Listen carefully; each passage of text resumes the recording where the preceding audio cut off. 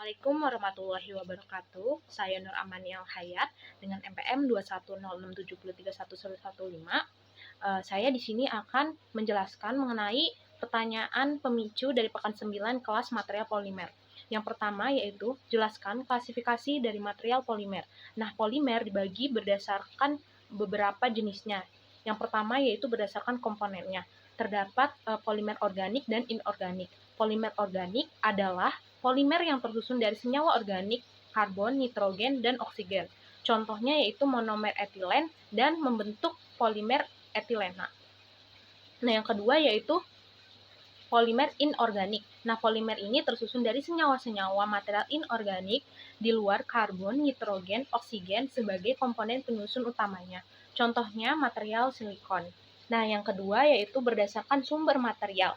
Nah, polimer dibagi menjadi polimer natural, yaitu polimer material yang sudah yaitu polimer yang materialnya sudah didapatkan dari alam. Contohnya yaitu kapas, protein, dan DNA. Yang kedua yaitu polimer sintetik. Nah, polimer ini ditemukan di alam belum dalam bentuk polimer, tapi masih dalam bentuk monomer-monomer atau molekul yang lebih kecil. Kemudian nantinya kita akan sintesis menjadi molekul yang lebih panjang. Nah, sumbernya yaitu ada dua. Yang pertama yaitu petropolimer dari minyak bumi dan biopolimer biasanya dari tumbuh-tumbuhan dan hewan. Nah, kemudian yang berikutnya adalah berdasarkan kemampuan degradasinya. Nah, polimer dibagi menjadi dua yaitu polimer yang biodegradable, di mana polimer ini dapat terurai di alam, sedangkan yang berikutnya yaitu polimer yang non-biodegradable. Nah, contoh polimer yang non-biodegradable yaitu yang bersumber dari fosil. Contohnya yaitu PE, PP, PET, PVC, dan PS. Nah, kemudian untuk polimer dibagi lagi berdasarkan strukturnya. Nah, berdasarkan strukturnya dibagi menjadi 4. Yang pertamanya itu linear atau lurus. Kedua itu branch, mempunyai cabang yang cukup panjang, bisa 4, 5, dan 10. Nah, yang ketiga cross-link. Nah, cross-link ini adalah hubungan atau terhubungnya rantai molekul panjang dengan molekul lain pada titik-titik yang menghubungkan.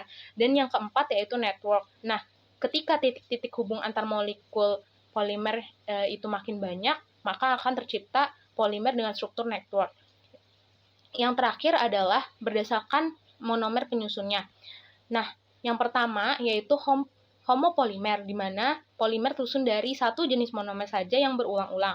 Dan yang kedua yaitu copolimer, tersusun dari 2 atau lebih monomer. Nah, kemudian ada lagi berdasarkan taktisity. Nah, itu apa? Dengan bentuk yang sama, jadi suatu polimer dengan bentuk yang sama dapat mempunyai 3 struktur yang berbeda, seperti yaitu namanya ada simbiotaktik, di mana ini strukturnya selang-seling, teratur. Kemudian ada ataktik, dia itu struktur yang acak, dan yang ketiga ada isotaktik, hanya ada di satu sisi polimernya. Dan yang terakhir adalah berdasarkan fungsionalitinya atau berdasarkan gugus fungsinya. Ada side fungsional, end fungsional, telecalic polimer, dan multifungsional. Dan oke, itu untuk pertanyaan nomor 1.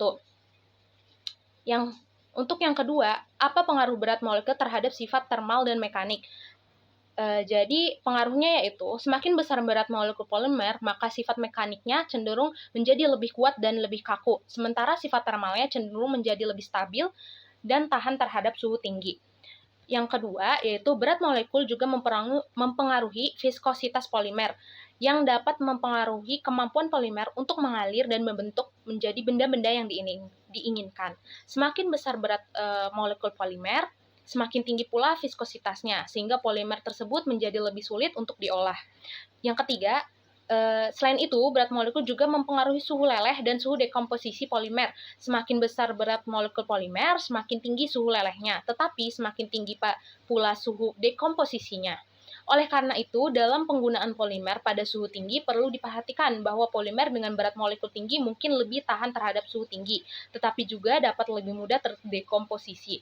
Nah, polimer dengan berat molekul tinggi cenderung memiliki sifat mekanik yang lebih kuat dan tahan terhadap suhu tinggi, tetapi juga lebih sulit untuk diolah. Sedangkan polimer dengan berat molekul rendah cenderung lebih mudah diolah, tetapi memiliki sifat mekanik yang lebih lemah dan kurang tahan terhadap suhu tinggi. Nah, untuk pertanyaan selanjutnya yaitu nomor 3, apa saja yang mempengaruhi kristalinitas polimer?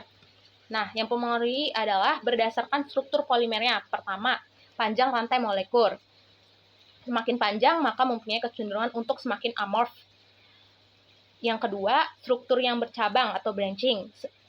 Semakin tinggi struktur cabang, maka struktur kristal akan semakin sulit terbentuk. Nah, yang ketiga, cross-linking. Apabila cross-linkingnya makin banyak, maka kemampuan untuk kristalinitasnya akan berkurang. Yang berikutnya adalah fleksibilitas. Apabila fleksibilitas polimer itu makin tinggi, maka dia cenderung untuk membentuk amorf, karena akan membuat entanglement. Nah, ketika entanglement itu terbentuk, maka kristalinitas itu kecenderungannya akan berkurang. Nah, yang berikutnya adalah taktisity.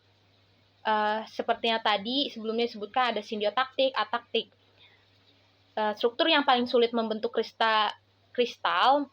Jadi ataktik ini adalah struktur yang paling sulit membentuk kristal karena bentuknya yang tidak beraturan. Berikutnya adalah ada isotaktik. Nah, berikutnya juga ada intermolecular interaction. Prinsipnya yaitu seperti close linking, cuman dia itu mengandalkan ikatan hidrogen dan van der Waals. Ketika ada dua rantai molekul memiliki sebuah ikatan, akan menghambat rantai tersebut untuk membentuk kristal. Berikutnya itu berdasarkan proses polimernya nih. Berdasarkan proses polimernya itu, apabila cooling rate, dengan waktu ada dua nih cooling rate-nya, misalkan dalam waktu yang cukup dan slow cooling, maka dia mempunyai waktu untuk menyusun dirinya secara besar, sehingga derajat kristalinitasnya meningkat. Nah, yang kedua, cooling rate-nya itu ketika waktunya dipercepat, maka derajat kristalinitasnya itu akan kecil, karena hanya dapat membentuk rantai molekul yang kecil, dan yang lainnya masih acak, dikarenakan waktunya belum cukup untuk dia membentuk polimer secara besar. Berikutnya ada injection, proses polimernya itu injection pressure, terus dia didasarkan nucleating agent aditifnya makin banyak, maka derajat kristalinitas juga akan meningkat. Ada stress direction, dan yang terakhir ada interaction with solvent.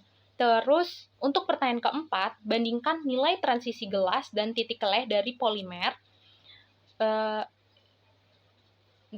berikut, yaitu PE, polietilen, PP, polipropilen, PET, polietilen tereftalat, dan PVC, polivinyl klorida. Oke.